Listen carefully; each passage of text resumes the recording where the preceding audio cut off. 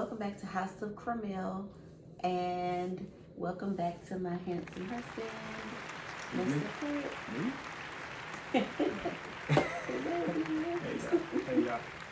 And today we are here to talk about something that we feel is very important. We want to talk about finances. Dun, dun, dun. So I got my handy dandy notebook because, like I always say, I don't want to forget my points, and I just want to make sure we come across pretty clear. So as far as finances, we're more specifically talking about marriage and finances. Some of the things that we will discuss can definitely be applied to persons that are not married, but this is focused on people that are married or plan to be married one day. And yeah, so if that interests you, stay tuned in the next couple of seconds. Okay, so finances are super important as an individual, and finances are super important in a marriage. The communication and transparency of finances is important in marriage. And it's really important for couples to figure out how you're going to develop a plan to handle them. Money is probably, I didn't check any facts, but it's just based on things I've heard or read in the past. But I know that money is a main source of contention or conflict in many marriages. I think the top three is money, sex, and in-laws. Oh. I think those are like the three components to divorce. I think they lead to divorce. That sounds right to me.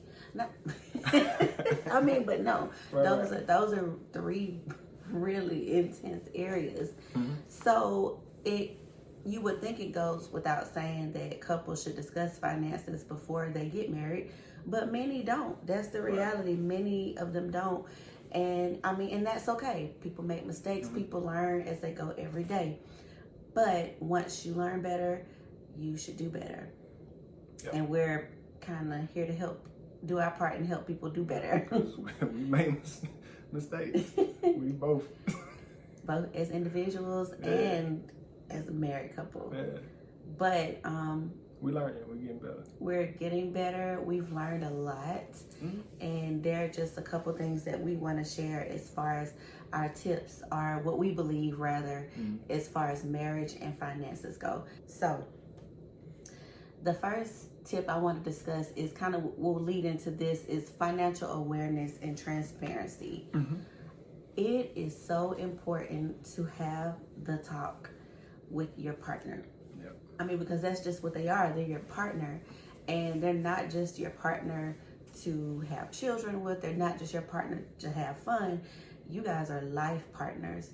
So you need to be sharing everything, especially with your finances. What do you think? I agree because if you can talk about relationship things or intimate things or whatever the case may be, I think money should be on the list of things to talk about. I don't think it should be a taboo or an embarrassing subject. I think it should be open because that ties into your communication. So we can talk about money and mistakes that we made, or even we could talk about mistakes we made in our personal lives. Why not talk about money? Absolutely. You know what I'm saying? And not only what your individual financial health is, but talk about how your families have dealt with money in the past, because that affects you. Like the way my family may have done things and the way his family may have done things may be two totally different backgrounds. So you shouldn't come into a situation automatically assuming that you guys are on the same page with everything. In order to know that, you have to talk, you have to communicate with each other. So first and foremost, you should be aware of your financial situation. Do you have student loans? Do you have a car? Do you have some other type of loans? Do you have a Swiss bank account across overseas? Do you have a Netflix account that everybody uses? Exactly. That's important, though. That's important. Because somebody might not want that. Exactly. Right. They might need to chip in. Netflix go up every year. every month. I feel like Yeah. that's another subject. But I mean, but those are the type of things you want to ask. Right. Do you have a trust? I don't know. The sky's the limit with those types of questions, but you need to get the conversation started. And you can always start out small. You know, hey, what are we spending this week? This month? How much money are we taking in? How much are we spending out? That's just general finances, general money. The earlier you start these conversations, especially if you're married and you don't do this, start as soon as possible. Right. Like, sit down, do it. Have a date night. Try to make it not as tense. Get some wine, but pull all your papers out. Yeah. Put all your cards on the table. It's important. It's very important. But if you're not married yet and you're just looking at this from a marital advice standpoint, have the conversation before you get married. It may influence some decisions that you guys have to make down the road. You may want to have a smaller wedding, or you may end up being able to have a bigger wedding. Yeah. You may not even have to pay for your wedding, but you got to talk. Yeah. So, I mean, you need to talk. And then once you have that conversation, guess what? The conversation never stops. Chuck and I, we talk every month. We don't limit it just to every month, but we're intentional about having a conversation once a month about our finances and where we are, what's coming in, what's going out, a lot about what's going out. What does the baby need? What are we doing with the house? Did you see this come out of the account? Did you see that come out of the account? We have a conversation every month. So, I mean, it's like having a date. Now, it's not necessarily a date night every night, but we just make sure we carve that intentional time to talk about our finances so that we're both aware of what's going on. From a wife's standpoint, wives, you don't want to be in the dark with your finances. God forbid anything was to happen to your husband and you have no idea where you stand, what you owe, what's really going on behind the curtain. You need to be heavily involved in the management of finances as your husband, or you guys need to be doing it together. I encourage you to do it together. I agree. All right, so that's number one. Financial awareness / transparency. Important, and it's a good foundation. Number 2, splitting the bills. Because I think this is a funny one. A lot of times you'll hear wives or fiancés or women in general, or city girls. It's not just city girls. Okay. It's really not, though. Okay. You expect for a man to take care of you, and that's great. We all want security. We all want to live in the comfort in knowing that our husbands can take care of us, can hold us down, can do all of that. And every man wants to be able to know that he can. And absolutely, that's a man gonna always feel good that he's taking care of his family. Absolutely, he should. He should. But this day and age, do I feel like it's fair? I don't. I feel like that, what you call it, idea, whatever, comes from a very long time ago, a time when women weren't working, they weren't out in the workforce, they weren't necessarily contributing a lot. Is monetarily a word? Yeah. Okay. Monetarily. Yeah, it is. Okay, I hope it's a word. To the house. Don't ask me to spell it though. Don't ask me to spell it. I may spell it right here for you just so we can verify it's a word. But yeah, women were at home taking care of the house, contributing in other ways, but they weren't expected to support financially, and they were staying in the home. They weren't working. So I feel like that ideology worked for that period in time. And it has since definitely been ingrained deep in many families for generations and generations. And it's still there, obviously, because men have a desire to hold down the household, and women have the desire for them to do it and to pay all the bills. But I think that this day and age, women want to contribute more. Women are working, women have businesses, and we are not necessarily the same women we used to be back then. that's no shade to any stay-at-home mom or anybody doing it that way. Yeah, do your thing. Do your thing. It works, baby. Do what works. But I guess I'm speaking specifically if you are bringing income into the household. Right. We believe in splitting the bills and splitting them fairly. In our opinion, it's better if both couples contribute to the finances. Modernize the approach. There we go. So speaking on modernizing the approach, I mentioned contributing fairly.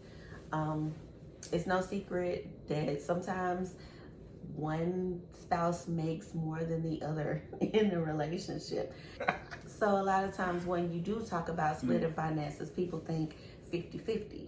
And it's not realistic. Well, that's not fair. Mm-mm. Because I'm just gonna throw some numbers out there that's not necessarily our numbers, but say you got the wife is making $30,000 a year, and then the husband is making $70,000 a year. Mm-hmm. To ask both to give 50% of the expenses of the house is just kind of unfair. Right. Somebody's always gonna get the short end of the stick. So we adopted the percentage method, or at least that's what I call it. Right. And so now what you're contributing is basically based on what you make. So if one spouse makes 30% of the income, they'll pay 30% of the bills. If one makes 70%, obviously, because that equals 100, they'll pay 70% of the household bills. And that way nobody's looking crazy at the end. So yeah, I'll leave the link to the article below so you can look a little more in depth into what I'm talking about. Mm-hmm. But that's what works for us. Right. It does. It's fair. We both contribute based on our weight in income, and it works out great. Right. It does. It really does. Cool. I think I said enough on that. Number 3. You want me to do this one? Sure. All right. This is Why did you make that face? This is my bread and butter here. Oh my gosh. Okay. So the third point is paying off debt together. Right? We get caught up in a situation where people feel like, okay, my debt, I gotta take care of myself, and it's cool to feel that way. But if you want to go fast, go by yourself. But if you want to go far, go together. What does that mean? You can get more done with two heads coming together with one common goal, and you can accomplish that goal much faster, and you can be working on other things. Tell them the horse analogy that you told me. The horse analogy? Oh yeah. So like, don't quote me on these numbers, okay? So I don't know, but you'll get the idea. Okay, so if you have one horse and it's carrying one buggy, essentially that's 1 horsepower, right? If you have 2 horses and you put them together on that same buggy and they can run, you would think, oh, it's just 2 horsepower, but it's actually 1,000. Don't call me on the numbers, but you get it. They're able to work together to where they're efficient and able to get more done together. That's how you gotta look at finances. You can have your own debt. You can have whatever you have on your name, whatever you have on your credit report, and you can feel like, you know what, it's my debt, I need to take care of that. But realistically, when you're married, each other's debts become all in one bucket. Mm-hmm.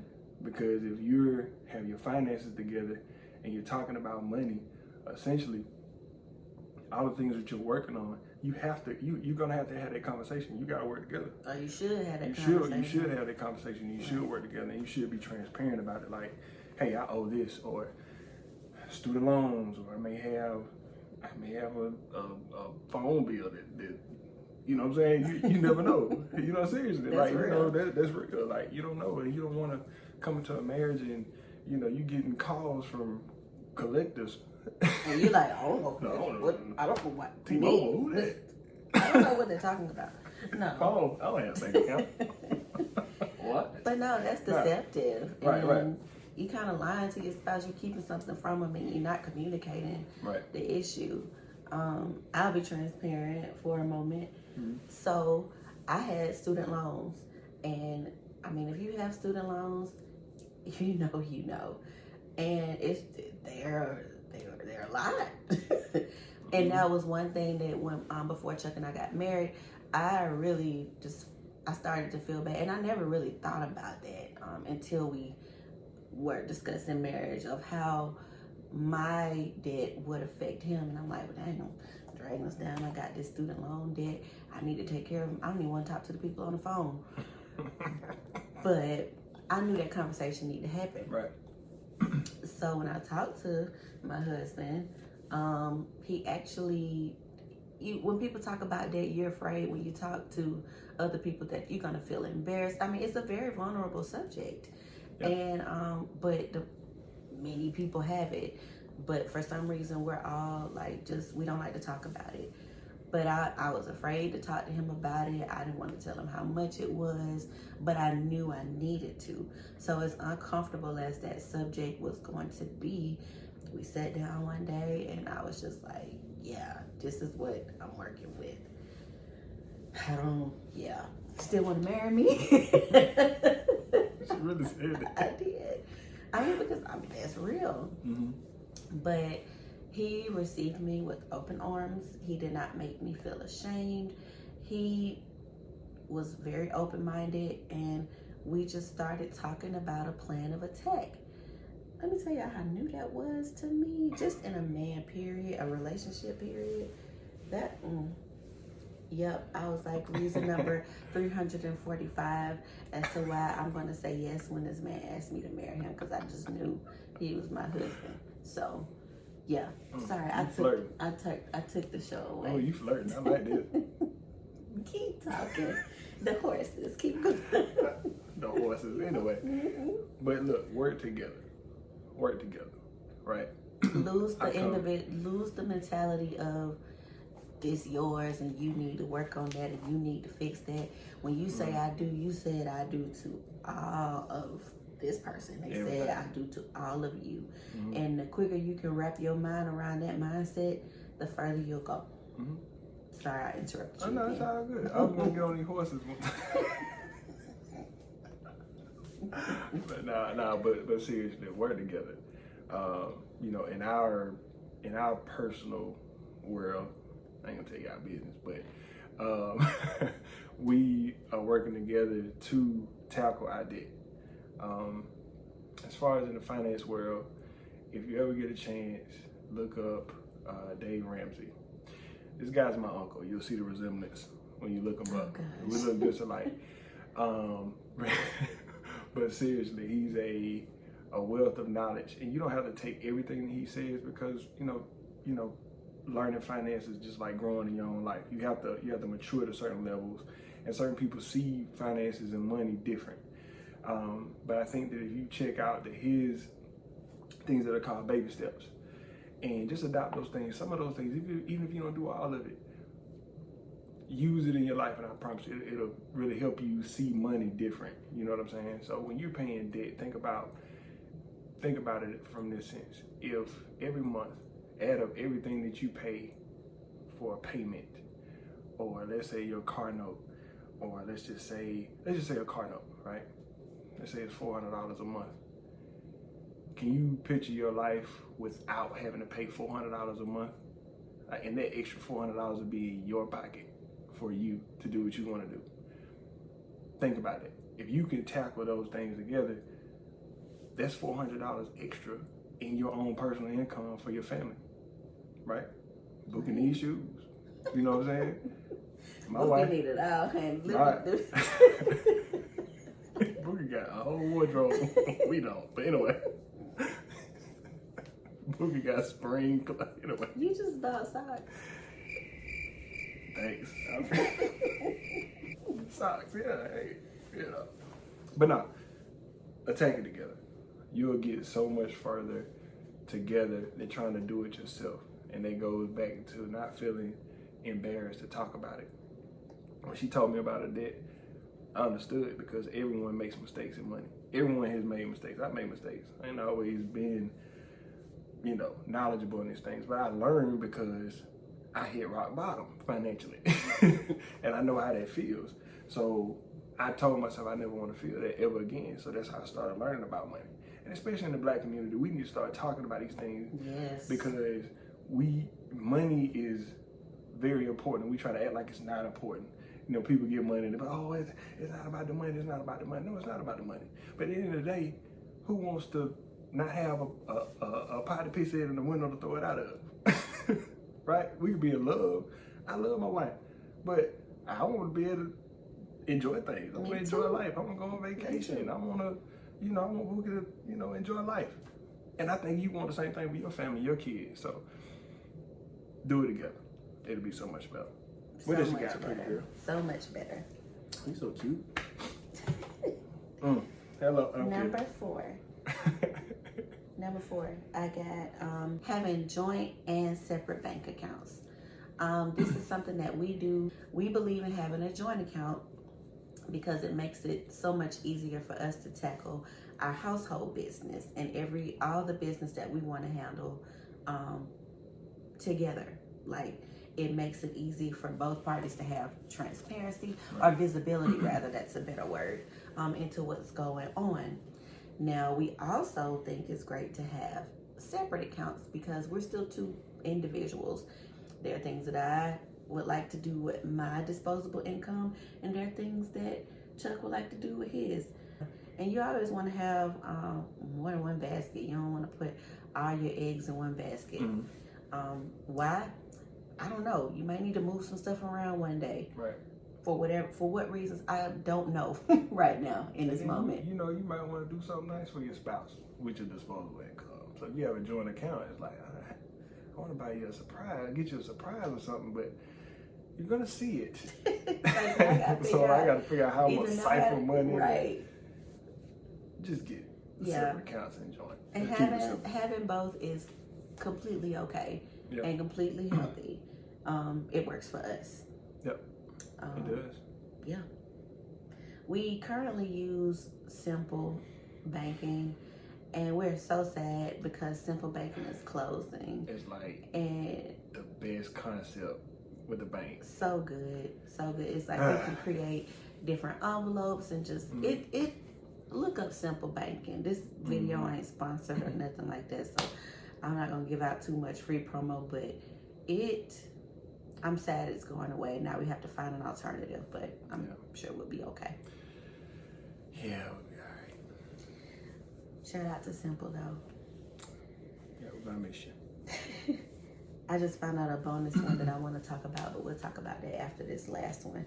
So number 5 is another hard one that we find that our community doesn't really like to address, at least not in advance, and it's estate planning. We just don't like to touch it. None of us like to think about death or think about being without our loved ones, I don't like to think about it. But the reality is there will come a day that the reality is that there will come a day that will happen, and you have no idea who will go first, or I don't know. You don't know. You just don't know. And you want to make sure that if you have children, they're taken care of. Any dependents, they might not be your kids, but people that depend on you are taken care of, or that just your spouse is taken care of. Right. So having a will, having a living will, making sure your beneficiaries are filled out on your life insurance. That's believe it or not, some people don't take care of that business. They don't have beneficiaries listed in their life insurance. Right. And those type of things, you may assume that things may go one way, but you just don't want to leave those types of loose ends for the courts or somebody else to have to handle. Write it in black and white, make it plain, make it legal, and protect your family. And just the grieving process is already hard enough.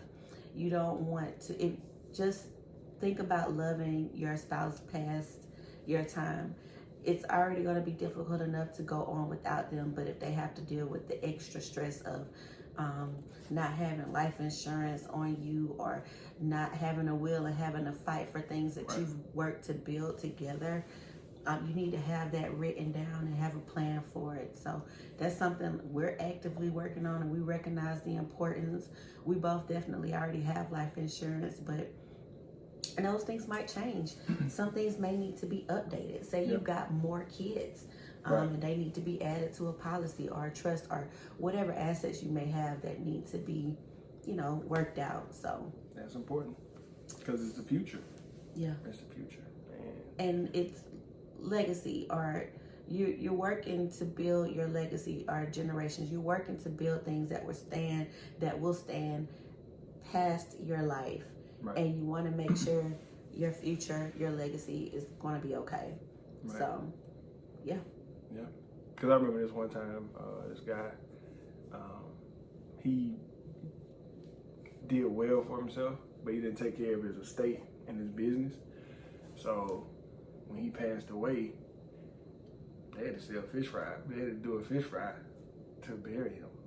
You know what I'm saying? And we see that a lot. You see that fish fries and turn into GoFundMes. Right, GoFundMes are not life insurance policies. Right. Take care of your business. You know what I'm saying? If you want to make sure your family's good, especially as a man, this is to the fellas. If you're a man and you take care of your family, you love your family, you got to love them past what you can see. Right? You can't just look at what you can see today. All right? You can make money today, but it doesn't mean you make the money going forward. So anything that you could think of locally, make it global. Meaning, don't just think about today. Yeah, we got this kind of money. We're going to do this. We're going to spend money on all this kind of stuff. It's cool.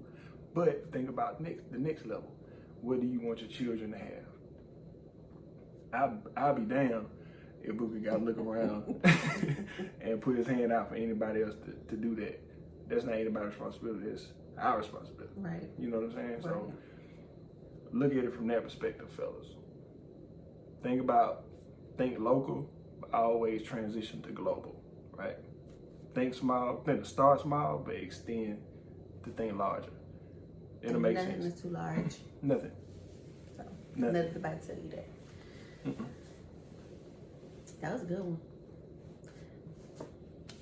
And so the bonus tip that I didn't write down, but we should definitely discuss, and these are for believers, Christians, tithing. And I'm going to be the first one to tell you I'm not the best at it, especially since the pandemic has started. Since it started, my tithing has definitely been spotty. I've definitely tried to contribute in other ways to different organizations or causes or things of that nature. Or if I'm watching church, sometimes I'll be like, I'll get my phone later, do Cash App or something like that. So I'm not perfect at it at all. But I do believe in it, and I do think it's important. It is a test of your faith. It is difficult for people to trust God with their money. Right. But that's a very big test to see where your faith lies. And believe it or not, the more you give, the more blessings you receive, and the more you get back. Right. It's just some unexplainable. It's weird, but it really works that way. It really does work. Really does. It's just a really hard one to explain, because sometimes you can't. Because you have a narrative out there, especially in the church, whatever, amongst, Christians, whatever faith you are, whatever your faith is, whatever. Then, I'm not going to give people at the church over there my money. Now, one thing you have to always consider is you got to sow your seed in good ground, right? And I mean, every church or every organization is fruitful, right? That's scripture now. I don't need you preaching. Hello, somebody. Okay. I'm sorry, I keep shivering this cold in the living room. It's just hot. I know. I'm turning the fan off a little quick. Okay, I just turned the fan off. But, in the Christian community, the narrative is, I'm not giving no people my money and all that. But you can't look at it from that perspective, right? It's just like if you give someone on the street $2, whatever you they can't do worry with about it. what they gonna do with that $2. Right. All you know is you done your part. Exactly. You done what you're supposed to do. Same thing with the church. Now I would say I wouldn't go sowing into just any kind of ground or ministry or whatever, you know. But if you do have your church home, whatever the case may be, definitely tithe. It's a weird thing because when I was young, I felt the same way. I'm not giving him my money to preach it, getting rich and all that. If he does that, that's on them, right? But and why preachers can't be rich? That's another video thing. for another time. Yeah. Everybody else can. Why you can't do well? Anyway, we not even gonna get into Ain't gonna that. get into that. Anyway, why you can't have anyway? One of the big, but if you want to grow a seed, sow a seed. And that's like, think about it. Nature works the same way. When you sow a seed into the ground, it grows and it bears fruit. For some reason, that principle just works across life. And it is the same with tithing your money. Right. God will take care of you. God will always make sure you're good, even if it don't look like it. I wish I had thought a little bit more about this concept when we talked about this video, but I didn't. But it just God spoke to me, I guess. Yeah. But I just cannot. It's important to tithe, and I'm definitely going to get better. Yeah, we're gonna get back in. It's just pandemic. It's so hard when you're not going to church. Yeah. Because it's kind of like you can, all right, we're gonna get our tithes and stuff for the month or for the week, and it's tough. Exactly. Especially on Cash App when it come across the screen. Exactly. But we definitely want to work harder at making that a part of our finances, and we should just put it in our expenses. So you just never forget, because it's easy to not, as many people can probably attest to. But we have definitely been blessed. We both still have our jobs. As you've heard in another video, we bought a new home during a time that, in a pandemic, during a time that many people were not as fortunate. We have been blessed to not just maintain, but what's the word? Flourish. Yeah, flourish in this type we of started environment. new jobs. Both of us started new when jobs the pandemic in the hit, pandemic. we got new jobs. Like I've never been into the office at my job. I started it at home, and I have been I haven't seen mine either. But we both literally been working. We started new jobs in the middle of a pandemic, so that's just a testimony for us. Right. So just to tithe. You're not doing it just for the church that you're going to, or it's not just for them. It absolutely directly benefits them, but you're doing it because it's what you're supposed to do, and it's also one of the ways you get blessed. Now, is that the only way you get blessed? No. But what we're saying is you will see more fruit in your life if you do. And here's another tidbit: tithing doesn't necessarily have to be in the church. That's true. It could be helping somebody out. Someone could be in a tight, or someone could need your help, and it's not always monetary. It can always just be what you call it? Being a good Samaritan, or it could be just being a good person, whatever. You gonna have somebody debating you on here? On what? Bring it. I want all the smoke. What's up? No. They gonna scare about that. Oh my gosh. No, but seriously though, I think tithing is an important thing, and I think we should do it more, including us. Tithe though, for real. I'm just joking about the other part. Yeah. And if you can't do 10%, just start somewhere and just let it grow. $5, $10, whatever works for you. Yep. And build on that. I think there are many topics that we can talk about with money and marriage for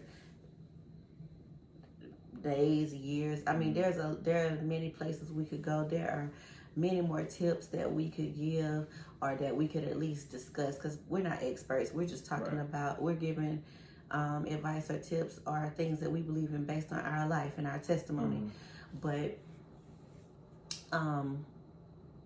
yeah, we just kind of wanted to focus on the foundation, or what we feel like the building blocks are for marriage and money, and how to be successful at it, and so that it's not a taboo subject in your household, so you can get comfortable with it, so you can start building generational wealth.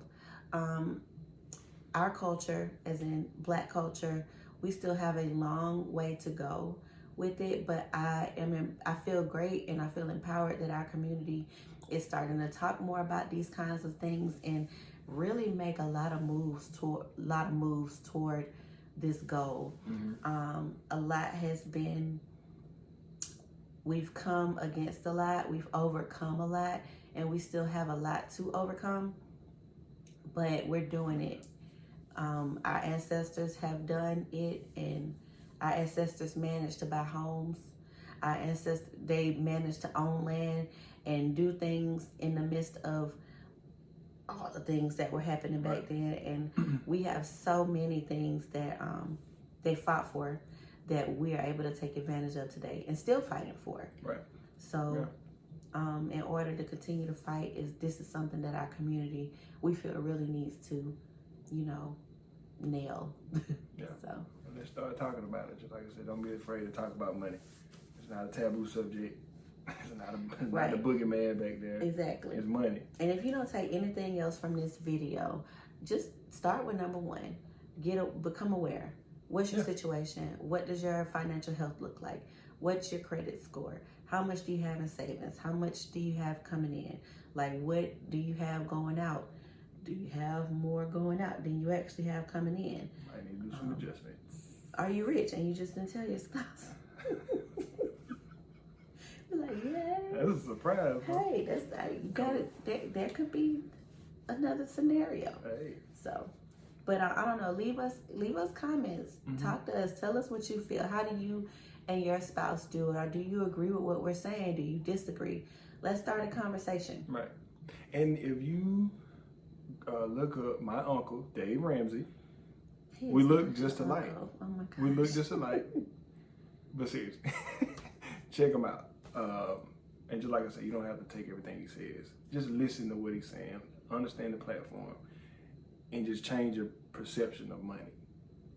It'll change your life. All right. So thank you guys for watching this video.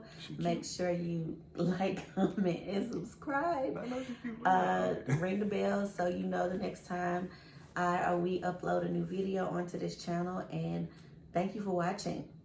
Thank you. Bye. Ooh.